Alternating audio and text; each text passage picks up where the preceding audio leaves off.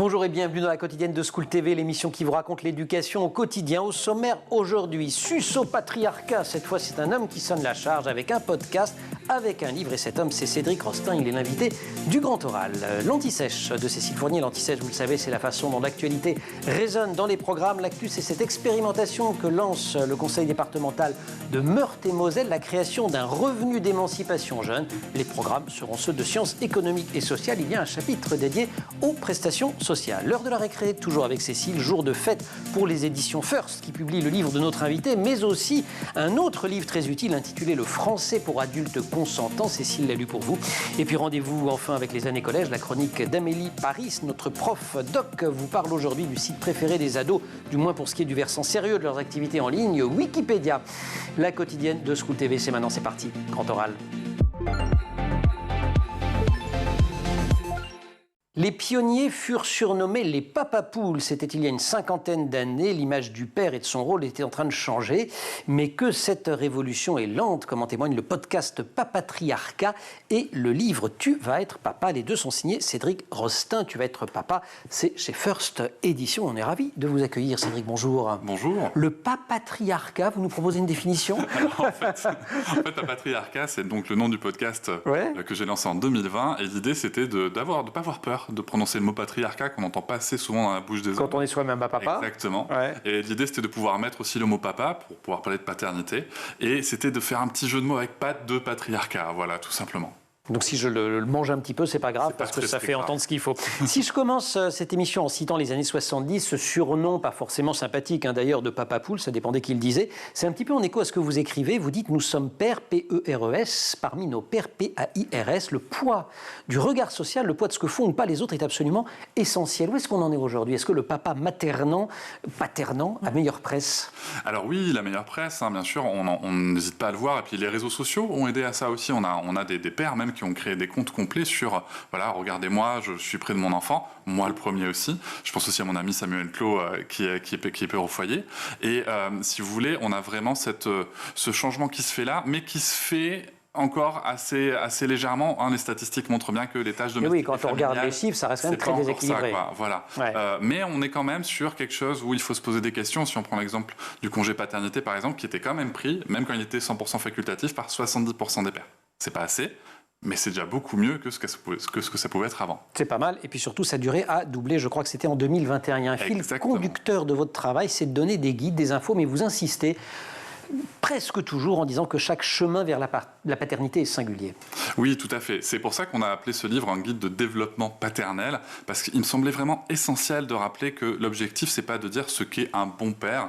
Je pense que malheureusement, c'est une piste qui a été explorée déjà dans la maternité au XXe siècle, et ça fait beaucoup de mal aux mères. Donc vraiment se dire, voilà, quel père j'ai envie d'être et quelle va être ma paternité. Question que vous suggérez de se poser avant même de devenir père. Quelles raisons ont amené le désir d'enfant? Cette question-là, écrivez-vous, nous les hommes, on ne se la pose pas trop. Exactement, on ne se la pose pas trop et on entend encore trop aussi malheureusement la phrase de « je lui ai fait un enfant, je lui ai donné un enfant » en parlant de la femme, alors que non, on fait un enfant. Ça fait rire Cécile, hein. Je ne sais pas si c'est un rire nerveux ou un rire, je ne sais pas. Mais c'est vrai que ça montre bien justement que c'est toujours un sujet d'actualité et que cette question, on doit se la poser. On doit se la poser en amont, on doit en parler ensemble dans le futur couple parental. Et on ne le fait pas forcément beaucoup. Vous suggérez donc de rédiger un projet de naissance. Oui, alors un projet de naissance... Il y a même un site internet, j'ai oublié, mais vous donnez l'adresse. Exactement. Alors ça, le projet de naissance, c'est même une recommandation des maternités, des sages-femmes qui accompagnent. Et moi, je vais même plus loin, je propose même de réfléchir à ce qu'on appelle au projet parental, c'est-à-dire de parler des sujets d'éducation qu'on va aborder très tôt, par exemple l'allaitement, le cododo, ou pas, bien entendu, ça reste à la... Le cododo, c'est fait de dormir avec le bébé. Exactement. Ou le bébé à côté du lit. Ou à côté du lit. Oui, c'est ça. Notamment pour des raisons de sécurité. Oui, parce que quand c'est dans le livre, vous donnez tout un mode d'emploi, si je me souviens bien, pas de couette trop lourde, la distanciation, le truc. Enfin, c'est un bouquin, mais hyper pratique. Ça, c'est génial de ce point de vue-là, je le dis. Vous savez que c'est l'OMS, l'Organisation mondiale de la santé. Exactement, qui a listé une liste de bonnes pratiques, en effet, pour pratiquer le cododo en toute sécurité. Vous donnez dans votre travail, je dis en général, parce que c'est dans le bouquin, mais c'est sur le podcast aussi, des clés au père pour s'engager le plus possible. Vous soulignez quand même que certains choix appartiennent à la mère, au fond, notamment tout ce qui engage son corps. Et là, vous dites au père, Et oui. No Passaran. Mais oui, mais bien sûr, mais c'est important de s'en rappeler. Hein. De la même manière que sur l'avortement, on a souvent tendance à dire pas d'utérus, pas d'opinion pour les hommes. Mais en fait, si vous voulez, l'allaitement, par exemple, c'est un vrai sujet. C'est que est-ce que la mère a envie ou pas d'allaiter? Combien de temps? Au final, la décision lui appartiendra. Par contre, nous, notre rôle, c'est de soutenir. Et je pense que c'est une vraie clé de positionnement aussi dans notre masculinité, parce que là, on ne doit pas être le héros. On fait partie de l'histoire, mais on n'est pas le héros de l'histoire. Et ça, c'est important. Idée qu'on retrouve aussi chez Sophie Marinopoulos, invitée de la quotidienne cette semaine. L'instinct maternel tel qu'il est perçu aujourd'hui, c'est une construction sociale. Ça n'existe pas. C'est vrai de l'instinct paternel aussi. C'est totalement vrai de l'instinct paternel. Exactement, ça se construit. J'en parle d'ailleurs avec Ingrid Bayot dans le podcast, qui, elle, parle de facteurs facilitants plus ou moins déterminés par la culture et par l'histoire de chaque personne.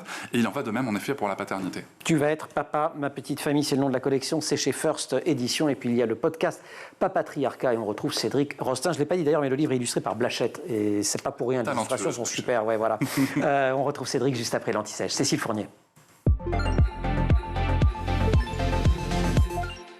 Cécile, bonjour. Bonjour. Anti-Sèche économique aujourd'hui, on parle minima sociaux et prestations sociales.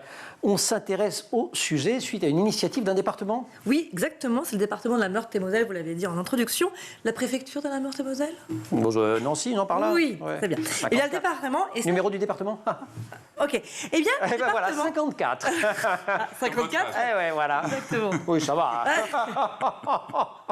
Ça bâche. Ça se disperse. Donc, je l'ai lu dans l'Écho, donc l'hebdomadaire économique pour les 15-20 ans. Donc, c'est une initiative qui commence cette année. Le département teste, et cela pour 3 ans, ce qu'ils appellent le revenu d'émancipation jeune. Revenu, donc aide financière. Oui, bravo. Parce qu'effectivement, c'est une aide de 500 € par mois versée aux 16-25 ans habitants du département, ayant des revenus, mais ou peu ou pas du tout, disons, qui ne sont pas éligibles à d'autres aides type Crous. Donc pas les étudiants, quoi, pour le dire vite. Voilà. Et ce revenu d'émancipation est versé pendant 6 mois, renouvelable une fois, donc ça fait à peu près 1 an, on l'aura compris. Et déjà 300 jeunes du département seraient éligibles à cette aide. Ça concerne pour l'instant que la Meurthe-et-Moselle, donc c'est pas un dispositif national. Hein. Non, et puis surtout, ça rentre pas dans cette case de minima sociaux. C'est quoi les minima sociaux? Là, on rentre dans les programmes. Eh bien oui, on va rentrer avec les principaux. Il y a évidemment le RSA, le revenu de solidarité active. Son montant varie selon la situation familiale. Il y a la prime d'activité, elle est destinée aux personnes ayant une activité professionnelle, salariée ou non, ou celle indemnisée au titre du chômage partiel ou technique, avec des ressources modestes. L'allocation de solidarité spécifique pour les chômeurs en fin de droit, l'allocation aux adultes handicapés, l'allocation de solidarité aux personnes âgées, l'allocation supplémentaire d'invalidité pour les personnes disposant de faibles pensions de retraite ou d'invalidité. Ça fait du monde tout ça. C'est combien? Ça fait 4,32 millions de Français. Ah oui.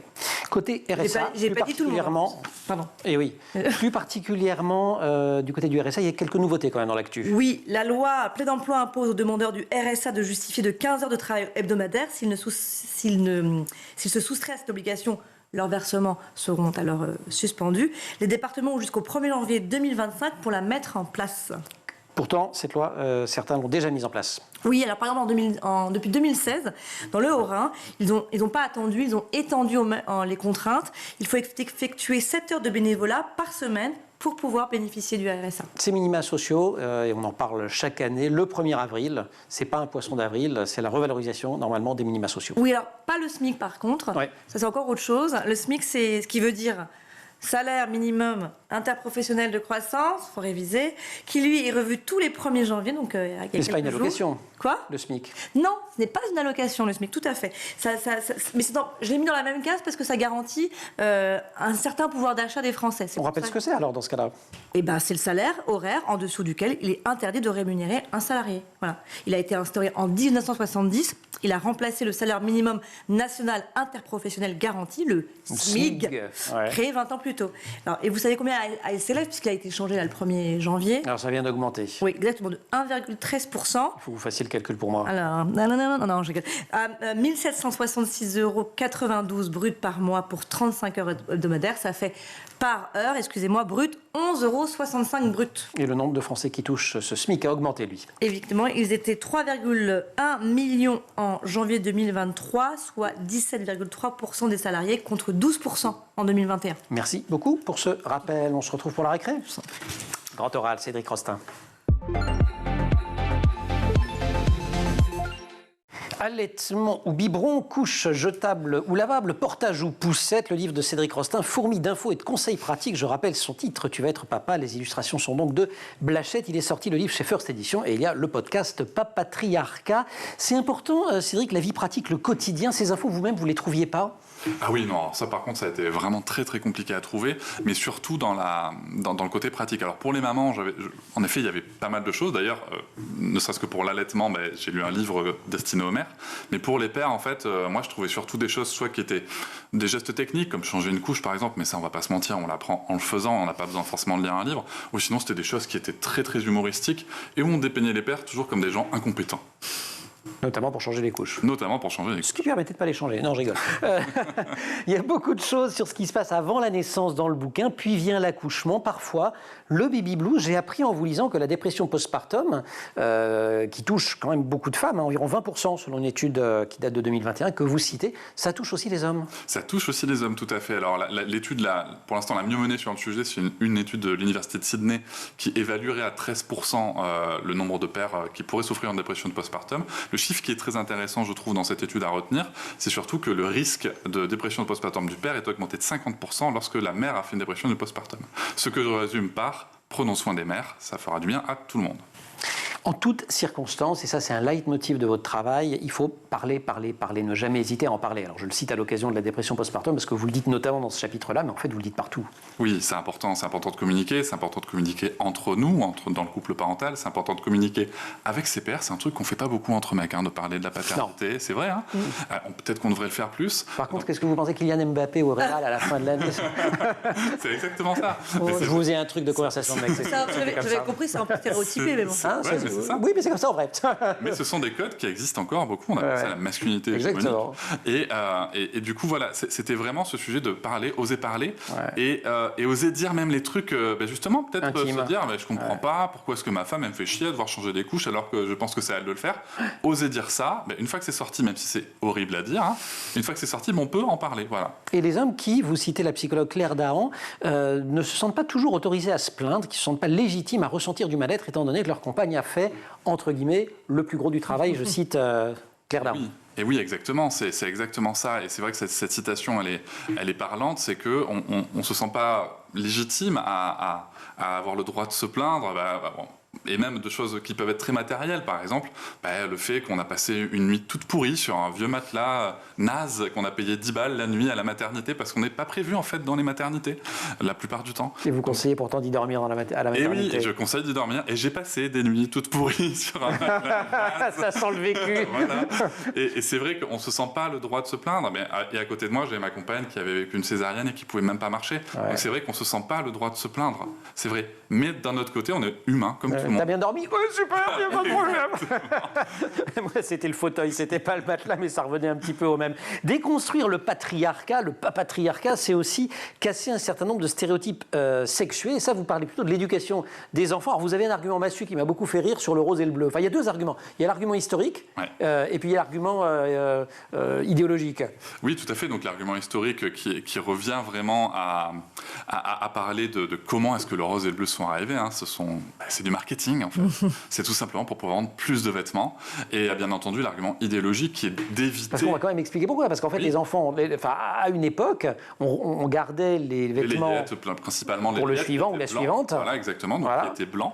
Donc ce qui va se passer, c'est qu'on va avoir ensuite le marketing qui va se dire, dis donc, quand il y a des fratries, enfin je préfère utiliser le mot adelphi, quand il y a des adelphi, les parents transmettent que ce soit son fille des vêtements. On peut pas en vendre. Si on commençait à genrer ça, on n'aurait pas de problème. Et en plus, donc ça c'est à partir de la naissance. Mais ensuite, il y a autre chose qui va arriver dans les années 80, qui est l'échographie qui va permettre de déterminer le sexe. Et là, on va commencer à pouvoir vendre des vêtements de naissance et même des objets de puériculture avant la naissance, totalement genrés. Et le rose, c'était à la mode pour les garçons à une époque. Et oui, tout à fait. Mais le rose avant, c'était le symbole du pouvoir, c'était le symbole de la puissance. C'était un rouge un petit peu adouci, mais ça restait du rouge, quoi. Exactement, mais c'est le symbole du pouvoir, de la puissance, alors que le bleu était le symbole de la Vierge Marie, par exemple, et de la féminité. Puisqu'on parle marketing, vous-même, vous l'avez appris le marketing quand vous étiez étudiant. C'était Grenoble École de Management, si j'ai bien lu. Tout à fait. Alors, comment vous avez choisi la voie du coaching, comment vous êtes passionné pour cette question-là? Ça m'a pris depuis tout petit, pour tout vous dire. Ah d'accord. Exactement. Vous savez qu'il y avait des études pour, sinon vous n'étiez pas obligé d'aller. Mais c'est très bien, j'aime, hein, mais bon. Figurez-vous que c'est très intéressant puisque j'ai regretté dans mon parcours professionnel, parce que j'ai commencé par être manager, etc. Oui, c'est ça. Aussi dans le milieu sportif. Et c'est vrai que j'avais ce regret de pas avoir fait les études pour, malheureusement. Et puis j'ai eu la chance dans mon parcours professionnel, avec mon employeur de ce temps-là et avec l'école de management de Grenoble, de pouvoir avoir mon master sur ce sujet avec la spécialisation coaching. Génial, on vous retrouve Cédric juste après la récré. On continue à parler du podcast Papatriarcat et de Tu vas être papa. C'est chez First Édition, mais pour l'heure la récré, et elle n'est pas genrée, Cécile Fournier.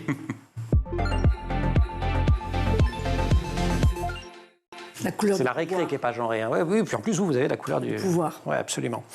Vous nous proposez une récré studieuse avec ce livre. C'est également chez First, hein. C'est la fête de First aujourd'hui dans la quotidienne.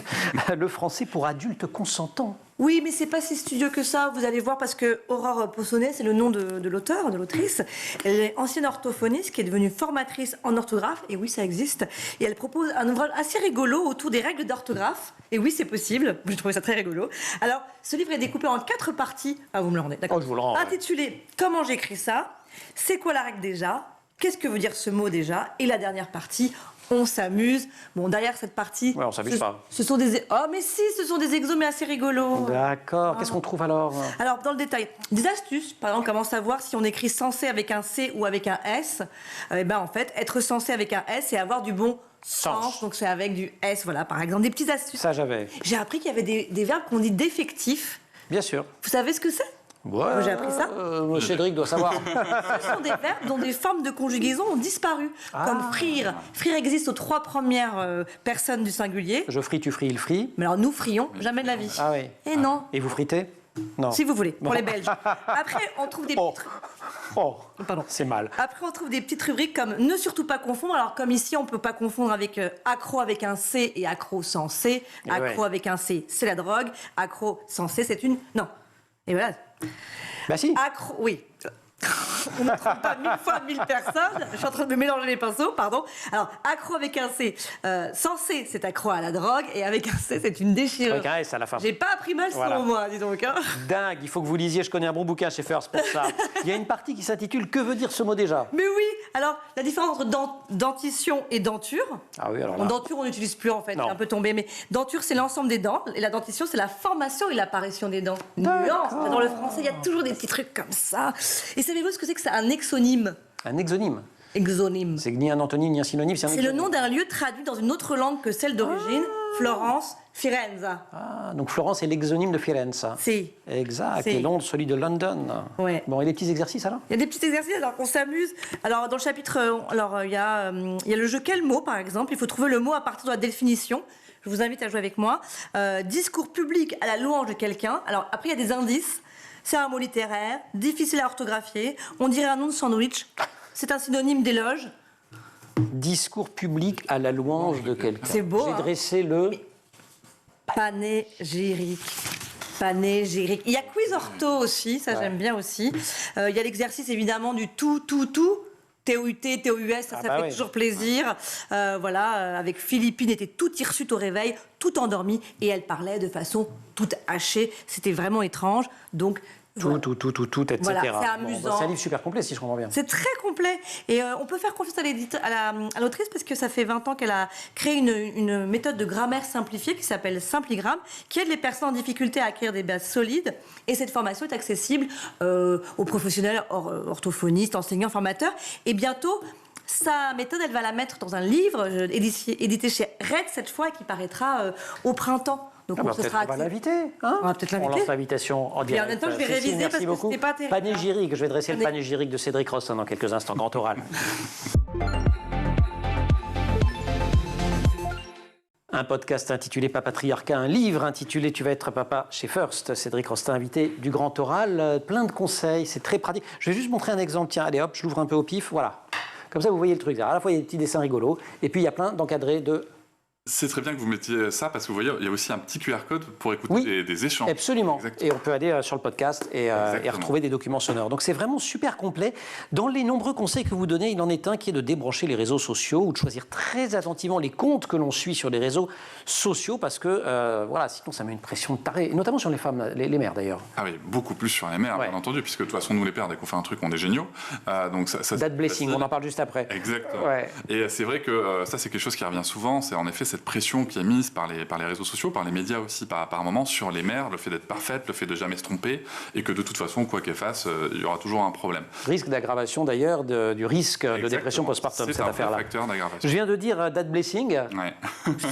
Alors ça c'est vrai traduit. En fait c'est la sacralisation des pères parce qu'en fait on s'est aperçu, et ça c'est quelque chose qui a été très documenté, qu'il existe le mom shaming, c'est-à-dire le fait que peu importe ce que les mères font, elles vont être jugées. On leur met la honte. Voilà, c'est ça. Shaming, Et à l'inverse en fait, nous les pères, dès qu'on fait un truc, on est des mecs géniaux, c'est-à-dire qu'on change une couche, on mérite une médaille, on va porter bébé. Par exemple, on parlait des réseaux sociaux, un père qui met une photo en train de porter bébé en écharpe, par exemple, sur les réseaux sociaux, on va juste se dire waouh, quel père formidable. Une femme fait la même chose, mais on va peut-être dire attends, est-ce que la position est bien physio? Est-ce que c'est le bon nœud? Mais c'est vrai, tout ceci est très vrai. C'est terrifiant. Donc on les débranche, ou alors on choisit très très bien. Exactement. Parce que vous en citez d'ailleurs des gens à suivre sur les réseaux sociaux, il y a aussi plein de ressources qui peuvent rendre grand service dans ces cas-là. Vous êtes très éducation positive dans tout le bouquin, vous citez beaucoup André Stern notamment, mais on le redit parce qu'il y a énormément de malentendus autour de l'éducation positive, ce n'est pas une éducation sans cadre, c'est même tout l'inverse. C'est on va créer le cadre parce que c'est ce qui rend sécure l'enfant, c'est ce qui va l'aider à grandir. En revanche, on le fait d'une certaine façon.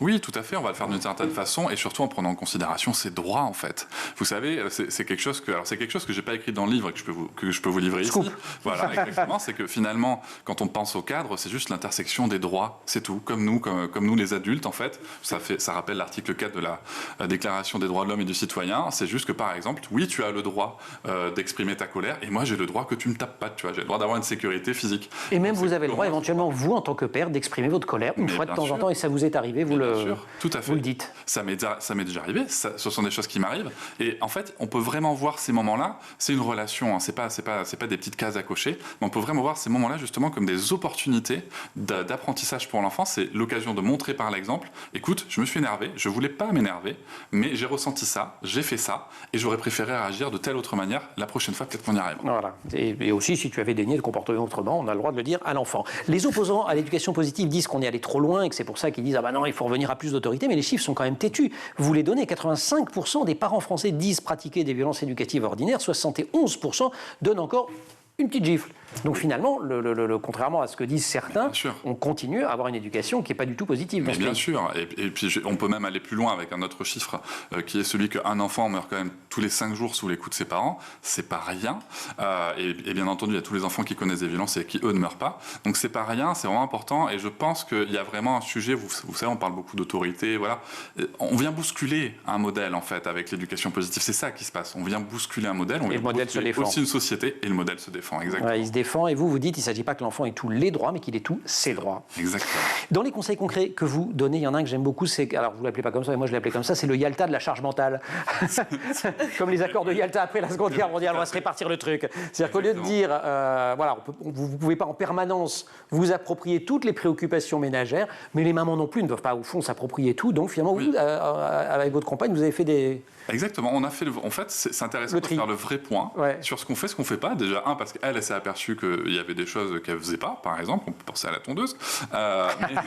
Mais surtout aussi, ce qui est important aussi qu'on fait aujourd'hui, c'est la fréquence. C'est ça. Parce qu'en effet, elle tombe pas la pelouse, mais moi la pelouse, je la tombe peut-être 15 fois par an. Voilà, donc si on comptait le nombre de machines à côté et si je faisais vraiment rien sur le linge, il y a quand même un sacré déséquilibre. Et donc c'est intéressant de se dire, alors. Après, moi, je suis pas égalitariste, si vous voulez. Je pense que chaque couple va faire ce qu'il veut. Mais justement, poser les choses, se dire, voilà, je comprends maintenant pourquoi tu éprouves ces difficultés, pourquoi tu te plains, et je comprends aussi que ça, je peux le prendre en charge, etc., etc. Et bien sûr... Et que je le prends en charge sans que tu aies à me le demander.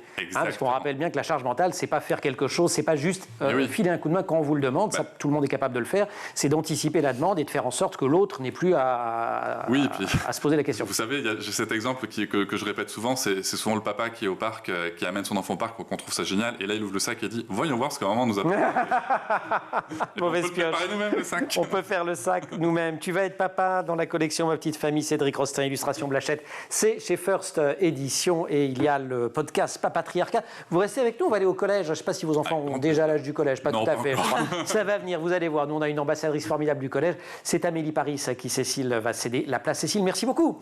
Les années collège, Amélie Paris. Les années collège, c'est notre rendez-vous avec Amélie Paris. Amélie, bonjour. Bonjour. Chroniqueuse dans cette émission et professeure documentaliste au collège Maurice Utrio, c'est à Paris dans le 18e. L'un des sites internet les plus visités dans les activités sérieuses des élèves, quand ils ont une recherche à faire dans votre CDI. Il a fêté ses 23 ans hier et c'est Wikipédia. Oui. Alors avant de parler des pratiques sérieuses et informationnelles des élèves, je voulais raconter l'histoire de Wikipédia, donc l'encyclopédie collaborative en ligne. Alors on remonte à la fin des années 90 où les opportunités sont grandes avec l'arrivée d'Internet. Un entrepreneur américain du nom de Jimmy Wales, dont la mère et la grand-mère ont une école privée, qui accorde beaucoup d'importance à la transmission des savoirs, va avoir l'idée de créer une encyclopédie sur Internet. Qui ne s'appelle pas Wikipédia Non. tout de suite. À l'époque, ça s'appelle Nupedia. Et il va s'associer à un autre Américain, Larry Sanger, qui lui va devenir le rédacteur en chef de l'encyclopédie. Il y a un troisième acteur important. Mais oui, l'informaticien américain Richard Stallman, qui lui initie le principe du logiciel libre, dont Wiki fait partie, et l'idée étant de collaborer sur un même site Internet. Alors Nupedia, qui se développe assez lentement, va se transformer en wiki pour accélérer le développement des articles. Et le 15 janvier 2001 va naître Wikipédia. Et ce qui est génial, parce que ça raconte beaucoup de l'histoire d'Internet, c'est cette dispute entre Jimmy Wales et Larry Sanger. C'est pas forcément très connu. Ouais. Alors, le premier soutient l'idée d'horizontalité avec une contribution ouverte à tout internaute, tandis que le second, lui, a une vision plus traditionnelle de la connaissance. Et en 2002, il va quitter son poste, entraînant une énorme polémique. Évidemment, on va se dire, est-ce qu'il était juste un employé ou est-ce qu'il était le cofondateur de Wikipédia ? Wikipédia qui prend son envol et qui, dans un premier temps, souffre d'une réputation extrêmement négative. Les infos ne sont pas sérieuses, pas vérifiées. Qu'est-ce que vous en pensez en tant que professeur documentaliste ? Mais alors, en fait, pendant des années, on n'a pas vraiment expliqué son fonctionnement. Donc Wikipédia faisait peur, mais il faut savoir qu'on ne peut pas éditer n'importe quoi sur l'encyclopédie. Il y a toute une communauté de Wikipédia avec des contributeurs, avec des administrateurs qui ont un rôle technique très important, comme protéger les articles contre le vandalisme. Et puis il y a aussi des robots qui ont été créés par la communauté et qui, eux, vont aller identifier, repérer, effacer s'il y a des insultes. Et puis 2006, c'est aussi un moment important pour l'encyclopédie parce qu'on va avoir l'obligation de citer les sources des informations qu'on va publier. Donc à partir de là, une information fiable et légitime. Donc vous n'interdisez pas aux élèves d'aller sur Wikipédia, bien au contraire. Pas du tout, non. Tous les élèves ont le droit d'aller sur Wikipédia parce que vraiment, cette encyclopédie les rassure. Alors je cite Mehdi, un élève de 4e. Lui, il me dit, même si ce sont souvent des articles longs, Wikipédia a toujours une réponse. Alors je leur interdis pas, mais je leur interdis le copier-coller quand même de Wikipédia. Normal. Oui. Et en parallèle, je leur fais quand même, quand ils ont une recherche à faire, je leur fais souvent une sélection de ressources numériques ou de ressources papier pour les inciter à ne pas se contenter uniquement de Wikipédia. Et puis on peut les faire aussi dépasser le stade de simple usager en les amenant à collaborer justement sur l'encyclopédie. C'est un excellent exercice d'écriture collaborative, en plus qui est très gratifiant parce qu'ils voient leur travail tout de suite arriver sur le net et assez rapidement. Donc ça, c'est quand même aussi... C'est un peu chronophage, mais c'est très intéressant. Pour terminer, on va donner quelques chiffres, parce qu'il y a eu ce divorce entre les deux fondateurs de Nupedia au départ, Jimmy Wales, et ça fait le Wikipédia d'aujourd'hui qui a marché. L'autre, il continue à dire, il dit on va se servir d'Internet pour faire une encyclopédie, mais finalement comme tout le monde, c'est-à-dire on va appeler des chercheurs. Et donc il a fini par appeler des chercheurs, il avait je crois une centaine d'articles à la fin de l'année, tandis que Wikipédia, on avait déjà un nombre absolument considérable. Ben oui, parce que Wikipédia reste vraiment l'encyclopédie en ligne de référence. Alors la version francophone a été consultée 12 milliards de fois en 2022. J'ai pas les chiffres de 2023, mais c'est à peu près la même chose. Ouais. Et regroupe 19 000 contributeurs, dont 6 000 très actifs. Devinez quelle a été la page la plus consultée en 2023 pour le Wikipédia anglophone. Est-ce que vous avez une idée? Aucune. Non, ChatGPT, avec 49 forcément. millions de lectures. En deuxième position, on trouve la page consacrée au décès en 2023. Le film Oppenheimer de Christopher Nolan arrive en 5e position. Et que les fans de Cristiano Ronaldo se rassurent, parce que sa page arrive en 16e position, juste avant celle de Lionel Messi. Il y a peut-être quelques-uns de vos collégiens qui y ont contribué, n'est-ce pas? Mais moi, je confirme, pour avoir testé, tenté de contribuer sur Wikipédia, il y a des rédac-chefs qui sont plus que les rédac-chefs les pires que j'ai croisés dans ma vie professionnelle c'est compliqué. de journalisme. Donc en fait, c'est quand même assez sérieux. Il faut regarder les sources. Il faut savoir l'utiliser, mais c'est quand même devenu quelque chose, un outil absolument remarquable. Amélie, merci beaucoup. Merci. Cédric, merci beaucoup. Merci. Il n'y a pas que Wikipédia pour apprendre des choses sur la parentalité, il y a mieux encore si tu vas être papa. Chez First Edition, illustré par Blachette, et le podcast qu'on peut suivre en permanence, Papatriarcat. Merci beaucoup à toute l'équipe de l'émission aussi, Laure Audemont au maquillage, Marine Plantec pour la préparation de l'émission, assistée en régie par Nolan Loussao, Maxence Mougin au son, Xavier Sanchez à la réalisation. Vous restez sur School TV et vous retrouvez la quotidienne en permanence sur Internet et sur les réseaux sociaux.